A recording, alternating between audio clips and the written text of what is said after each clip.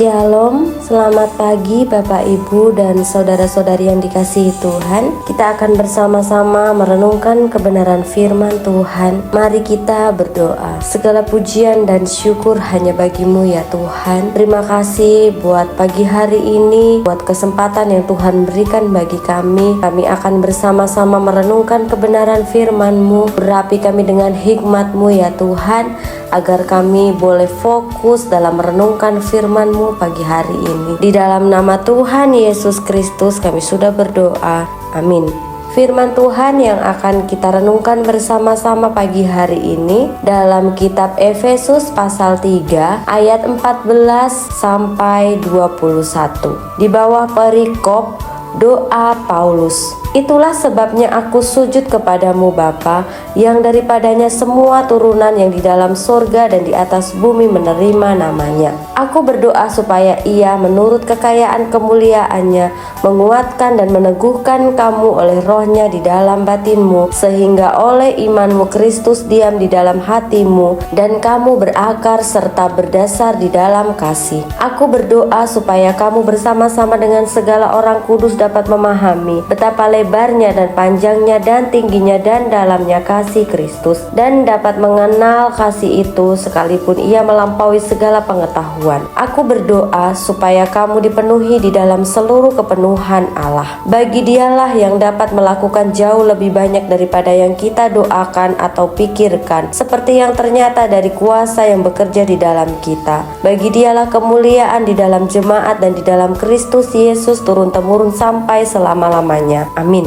Kita akan merenungkan firman Tuhan dengan tema kuasa doa mengubah kehidupan orang percaya. Bapak Ibu yang dikasihi Tuhan, kita manusia berasal dari debu tanah. Tuhan memberikan nafas sehingga kita menjadi makhluk hidup. Tanpa nafas itu, maka kita pasti mati. Bapak Ibu yang dikasihi Tuhan, doa adalah nafas kehidupan orang percaya. Tanpa doa, kita pun akan mengalami kematian rohani. Doa bukan sekadar praktek dan cara beragama, tetapi doa adalah sebuah relasi iman. Kuasa doa dapat mengubah hidup orang percaya. Seperti contoh doa Mika, doa Habakuk, doa Paulus. Rasul Paulus senantiasa berdoa dan mendoakan jemaat sejalan dengan tugas pemberitaan Injil. Paulus senantiasa berdoa dan mendoakan jemaat sejalan dengan tugas pemberitaan Injil. Rasul Paulus sujud kepada Allah sebagai ungkapan syukur karena kasih karunia Allah dan kesatuan hidup orang percaya. Rasul Paulus bersujud kepada Bapa. Kata bersujud dalam bahasa Yunaninya kamto,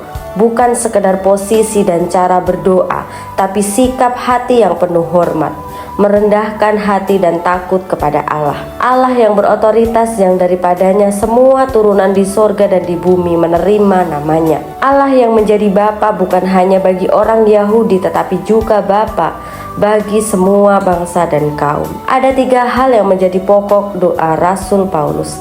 Yang pertama, Rasul Paulus berdoa agar jemaat tetap erat dan kuat dalam persekutuan kasih Kristus dan rohnya tinggal dalam kehidupan orang percaya. Jemaat berakar serta berdasar di dalam kasih Kristus. Kata diam dari akar kata katoikeo berarti tinggal tetap, menetap, tinggal secara permanen. Dan yang kedua, Rasul Paulus berdoa agar jemaat dapat mengenal dan memahami betapa lebarnya dan panjangnya dan tingginya dan dalamnya kasih Kristus. Penggunaan kata betapa menunjukkan sesuatu yang besar dan tidak ada batasnya. Lebar, panjang, tinggi dan dalam kasihnya Kristus. Berlimpahnya dan tak terukur kasih Kristus yang melampaui segala pengetahuan manusia. John Stott memberi komentar yang menarik tentang hal ini.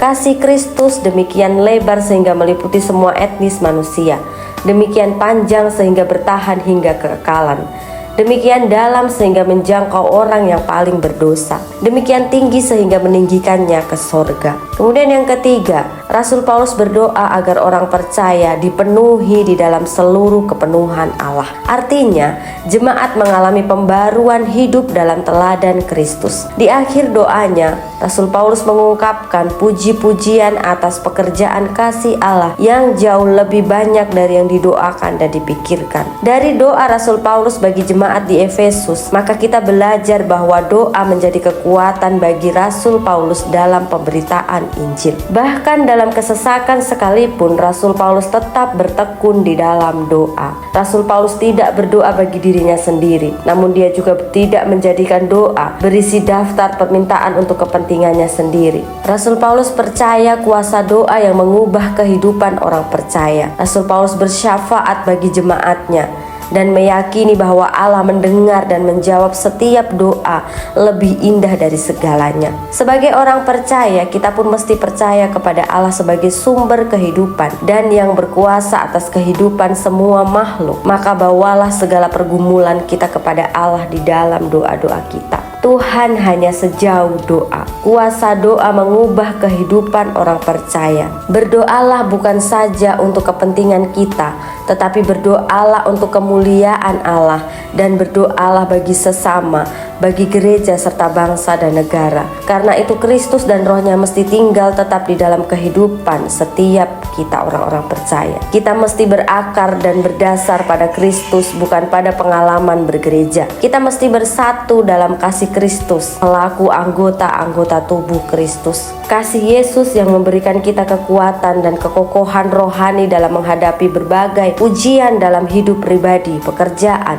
keluarga, dan bergereja. Kasih Tuhan membuat kita menghasilkan buah, sehingga hidup kita bukan hanya diberkati tetapi juga menjadi berkat. Tinggallah di dalam Kristus, kasih-Nya memenuhi hati dan kehidupan kita, dan bertekunlah dalam doa. Dalam kasih Kristus kita dipanggil untuk hidup dengan cinta Kristus kepada dunia. Dalam kasih-Nya kita tetap berproses sebagai gereja yang terus dibaharui dari waktu ke waktu dan mengalami seluruh kepenuhan Allah. Hanya Allah yang memiliki kuasa untuk melakukan jauh lebih banyak dari apa yang kita doakan dan kita pikirkan. Jangan putus asa saat jawaban doa tidak seperti apa yang kita inginkan. Tetaplah bersyukur sebab rencana Tuhan jauh lebih baik dari rencana kita. Tetaplah berdoa dan imanilah kuasa-Nya. Amin. Tuhan Yesus memberkati. Mari kita berdoa. Kami bersyukur untuk kebenaran firman-Mu yang mengingatkan kami kembali agar kami senantiasa memiliki relasi yang erat dengan Engkau ya Tuhan, melalui setiap doa-doa kami. Biarlah doa itu menjadi nafas kami sebagai pengikut-pengikut Kristus, sehingga tanpa doa pada hakikatnya kami adalah mati secara rohani. Terima kasih Tuhan Yesus, kami siap menjalani hari ini. Pimpin dan sertai setiap langkah kami buat berhasil segala sesuatu yang kami kerjakan, dan semuanya hanya untuk hormat dan kemuliaan bagi nama-Mu saja. Di dalam nama Tuhan Yesus Kristus kami sudah berdoa. Amin. Selamat beraktivitas. Tuhan Yesus Kristus memberkati.